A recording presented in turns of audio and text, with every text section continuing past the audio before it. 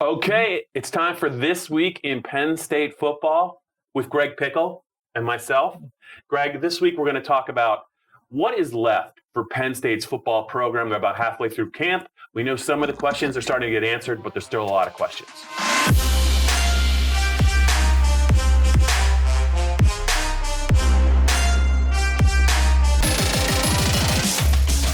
All right, Greg. We feel good about Etro Gross-Matos. We feel good about the linebackers. We still don't know about the quarterback. But what on the checklist of what's left, what you want to hear from James Franklin and his assistant coaches?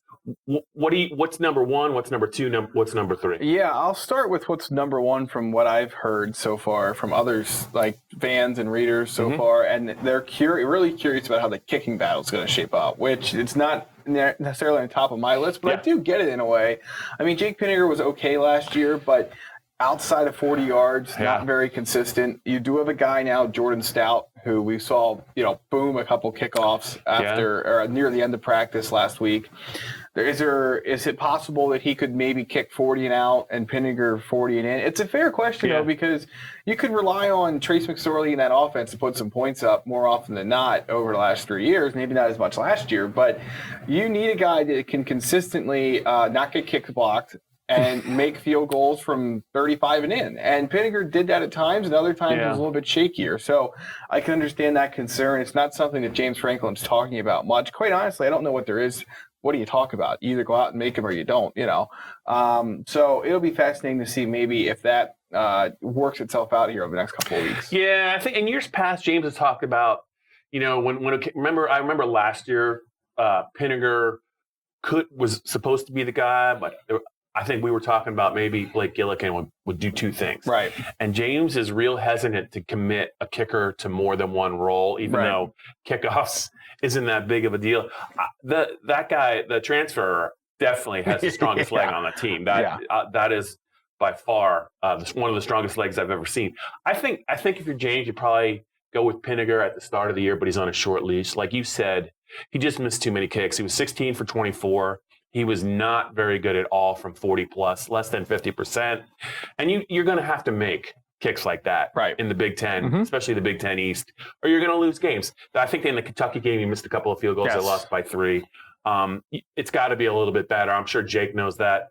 I don't know that that's at the very top of my list. If we can just assume that James is going to take maybe a little bit more time with the quarterbacks, whether it's going to be Clifford or Will Levis, we're just going to put that to the side. I do think there's a couple other things we need to find out about. The third receiver. I think there's a couple of candidates. We got to see some practice, and I think I saw Daniel George running with the ones as a big receiver on the outside. I'm not sure if it's going to be him or Justin Shorter. We know he likes Mac Hippenhammer, but I think he's more of a slot guy. And I think the fans also probably want to know what are they going to do with the freshmen? Right.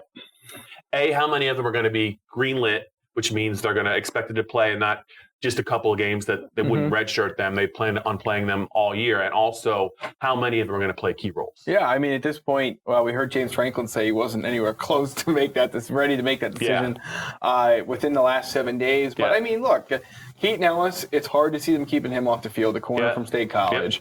Noah Kane and Devin Ford, they're both going to play. I'm hard-pressed to think those three guys are not greenlit at this point. We know the quarterbacks are redshirted, or red-lit, until red-lighted, whatever, until injuries would necessitate. And one of them has to be the third stringer and be ready for that responsibility. But, the receivers, it's hard to imagine any of them playing.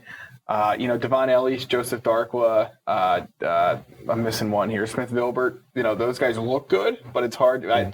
I guess with the defensive lineman, it's hard to see him cracking the rotation, but we talked about it before, Bob. That's another part of the roster that we need to find out more about, especially at defensive tackle, because that depth chart could go any number of different ways. Yeah. I can't believe you forgot about the linebackers, Brandon Smith and Lance Dixon. Lance Dixon. I was leaving that layup for you. I think Brandon Smith is a guy now that he's added some good weight, 10 pounds. He looks like a different guy than I can remember when I was down at his signing day in Virginia. It looks like he's ready to play. It's hard for me to see him not on the field.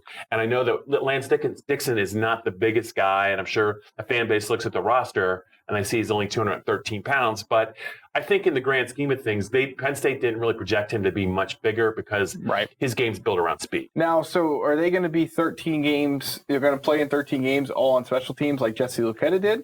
Or are they going to, fight and get snaps in the linebacker rotation? Because the question to me, Bob, is, if Brent Pry goes to this 4-2-5, it's going to be Cam Brown and Micah Parsons.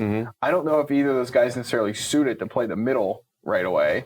So what do you end up doing with those two guys from a linebacker perspective if the play of Cam Brown, Jan Johnson, and Micah Parsons is as good as expected? Yeah, so I think that they'll both play on special teams, especially Dixon. Yeah. And Ellis will as well. I think Brandon Smith is athletic enough to play outside. So if you think, Ellis Brooks is going to back up Jan Johnson and Jesse Luketa is going to have one of the other outside spots, I could see Brandon Smith factoring in at one of the other outside spots as well. And Dixon's kind of the wild card. You could probably use him in a lot of different ways. I just think because they're so talented that James wants to get them used to playing and traveling, and absolutely, they're really one injury away from playing a lot of snaps. Right. As good as Micah and Cam are, I would think that James and Brent Pry just don't want to put them out there for 70 snaps, and then Mike is talking about being one of the deep return man. Yep. I just think that, these guys are talented enough to get some exposure early in the season against some teams that aren't going to be very good that Penn State plays. And, we talk a lot about Penn State depth on defense. I mean, at some point you got to commit to doing it. I think these guys are talented enough. And I think that those are the five for me, I think will probably be groomed to play this year. There's always usually a surprise. I don't know who it'll be this year.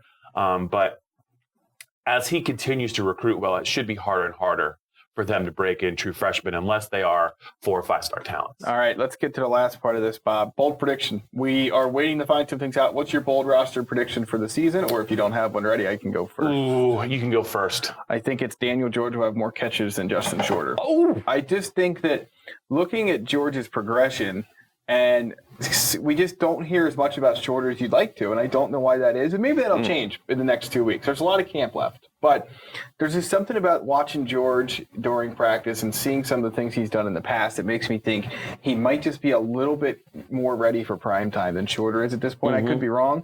We could hear something that changes that in the next couple of weeks. But if we're talking bold predictions, we're not going to predict that Sean Clifford wins the quarterback job. So there you have it.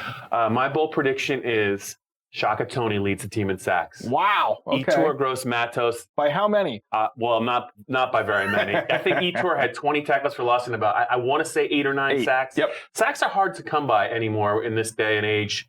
If you're in the Big Ten, you're either playing teams that like to run the ball, play 2 backs, or they like to spread it and throw it. Even Michigan is starting to go to that style of play. It's really hard to get sacks. So the days of seeing players with double-digit sacks, I think, are coming to a close. Having said that, I think I could see Yetur being a marked man in his play.